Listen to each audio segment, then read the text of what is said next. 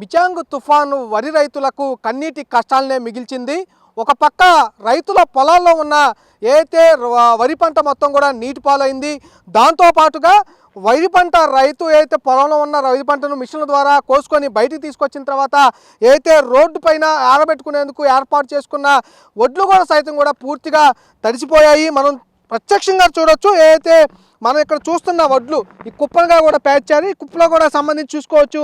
అన్నీ కూడా మొలకలు వచ్చిన పరిస్థితి కనిపిస్తూనే ఉన్నాయి. ఇక వడ్లు మొత్తం కూడా మొలకలు వచ్చి ఇలా మొలకలు రావడంతో కూడా ఎవరైతే కొనుగోలుదారులు ఉంటారో గవర్నమెంట్ కొనుగోలు చేసినా కూడా రైస్ మిల్లర్ల దగ్గరికి వెళ్ళేటప్పటికి దీని కాస్ట్ కూడా తగ్గిపోతూ ఉంటుంది. ఉన్న ఏదైతే కాస్ట్ ఉంటుందో ఆ కాస్ట్కి దాదాపుగా 30% వరకు కూడా తక్కువ చేసి కూడా అడుగుతూ ఉంటారు. ఇవన్నిటి వల్ల కూడా ఎన్ని మొలకలు వచ్చిన తర్వాత కూడా వారికి అమ్ముకోవాలన్నా ఇబ్బంది ఏర్పడుతూ ఉంటుంది.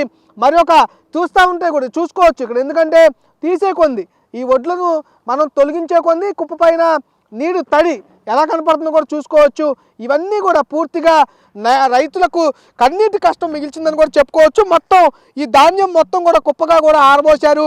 ఏదైతే పొలంలో ఉన్న ఏదైతే పంట మొత్తాన్ని కూడా మిషన్ల ద్వారా తీసుకొచ్చి బయట ఆరబెట్టుకుంటారు. అంటే ముందుగా తడి ధాన్యం ఉంటుంది కాబట్టి ఆ ధాన్యం ఎండిన తర్వాత కూడా ఇక్కడి నుంచి ఖాతాల ద్వారా ఏర్పాటు చేసి ప్రభుత్వానికి తెలియజేస్తారు. ప్రభుత్వానికి తెలియజేసిన తర్వాత రైతులకు గన్నీ బ్యాగులను కూడా ప్రభుత్వం సరఫరా చేస్తుంది. గన్నీ బ్యాగులు ఏర్పాటు చేసుకున్న తర్వాత ఆ గన్నీ బ్యాగుల నుంచి కూడా ఏదైతే మిల్లర్లు దగ్గరలో ఉన్న ఏదైతే ప్రభుత్వం కేటాయించిన మిల్స్ ఏదైతే ఉంటాయో ఆ మిల్స్ వద్దకు కూడా తీసుకెళ్తూ ఉంటారు. కానీ రైతులకు ఈ తీసుకెళ్లే క్రమంలో కూడా ఆరబెట్టుకునే క్రమంలో కూడా పూర్తి స్థాయిలో ఈ కుప్పను ఏర్పాటు చేసుకున్నారు. ఆరబెట్టుకునేందుకు ఏర్పాటు చేసుకున్నారు. ఈ మిచాంగ్ తుఫాను నేపథ్యంలో కూడా దాదాపుగా 3 రోజుల పాటు కూడా ఏదైతే వాన పడుతూనే ఉంది. ఏదైతే మనం ఉన్న కృష్ణా జిల్లాలో ఉన్న ఒక గ్రామం దగ్గర ఉన్నాము. ఈ గ్రామంలో ఉన్న ఏర్పాటు చేసిన కుప్ప దగ్గర ఉన్నాము. మొత్తం ఈ కుప్ప అంతా చూసుకోవచ్చు.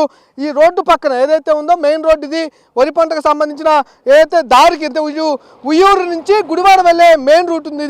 ఈ మెయిన్ రోడ్ పక్కన ఉన్న గ్రామంలో కూడా ఈ గ్రామంలో వరికి సంబంధించిన కోత కోసిన తర్వాత ఈ వడ్లను బయట ఆరబెట్టేందుకు కూడా ఏర్పాటు చేశారు. చూస్తే మొత్తం కూడా కాలువ పక్కనే ఏర్పాటు చేసుకున్న పరిస్థితి. మిగతా ఎక్కడా ప్రాంతం లేకపోవడంతో కూడా కాలువ పక్కనే వర్షం పడకముందు ఏర్పాటు చేసుకున్నది. ఇది వర్షం పడిన తర్వాత ఇటు పక్క కాలువలో కూడా నీళ్లు కూడా చూసుకోవచ్చు. ఈ పక్కన కాలువలో వడ్లు పక్కనే కాలువ పోయే నీళ్లు ఉన్నాయి. ఈ చెమ్మ కూడా వడ్లకు తరిగే అవకాశం ఎక్కువగా ఉంటుంది. ఈ వర్షం కారణంగా కూడా ఈ మొత్తం కాలువ మొత్తం కూడా నిండిపోవటం, ఈ నీరు పోవటానికి వీలు లేకుండా ఉండిపోవటం కూడా నీళ్లు ఎక్కడికక్కడ ఈ కాలువ ఆగిపోయిన పరిస్థితి. దీని ద్వారా కూడా వడ్లకు చాలా వరకు ఇబ్బంది కలిగింది, నష్టం కూడా కలిగిందని చెప్పుకోవచ్చు. మొత్తం చూసుకోవచ్చు. ఈ వడ్లు కుప్పలో మొత్తం కూడా ఏదైతే ఏర్పాటు చేశారో ఇక్కడి నుంచి అక్కడ వరకు ఏర్పాటు చేసిన వడ్లు కుప్ప మొత్తం కూడా తడి కనిపిస్తూ ఉంది. ఎక్కడ కదిలిచ్చినా కూడా తడి వడ్లు కనిపిస్తూ ఉన్నాయి. మొలకలు వచ్చిన వడ్లు కనిపిస్తున్న పరిస్థితి కూడా చూసుకోవచ్చు. మనం మొత్తం రైతుకు సుమారు ఎకరానికి 40,000 పెట్టుబడి కూడా పెట్టారు. పూర్తిగా పంట చేతికి వచ్చింది. అమ్ముకునేందుకు కూడా చేతికొచ్చిన పంట చేజారిపోతుందంటూ కూడా వాళ్ళు కన్నీటి పర్యంతం అవుతూ ఉన్నారు. ప్రభుత్వం ఏదైతే ఉందో ప్రభుత్వం కూడా రైతుల్ని ఆదుకోవాలంటూ కూడా వారు డిమాండ్ చేస్తూ ఉన్నారు. దానికంటే ముందు ఇక్కడ ఉన్న వడ్లను కూడా ప్రభుత్వం కొనుగోలు చేయాలి. ఏదైతే ధర ఉంటుందో ఆ ధరకు రంగుమారిన ధాన్యం కావచ్చు, అలాగే మొలకొచ్చిన ధాన్యం కావచ్చు, పూర్తిగా ఆ ధరకే కొనుగోలు చేయాలంటూ కూడా రైతులు డిమాండ్ చేస్తూ ఉన్నారు. అలాగే పూర్తి స్థాయి పంట నష్టం వాటిల్న ఏదైతే వడ్లు ఉండవచ్చు, అయితే వరి కూడా సంబంధించి మిగతా పంటలు కూడా పూర్తిగా నష్టం వాటికి కూడా పూర్తి నష్టపరిహారం ఇవ్వాలంటూ కూడా రైతులు డిమాండ్ చేస్తున్న పరిస్థితి అయితే కనిపిస్తూ ఉంది. కెమెరామెన్ సాయితో మల్లికార్జున, బిగ్ టీవీ, విజయవాడ.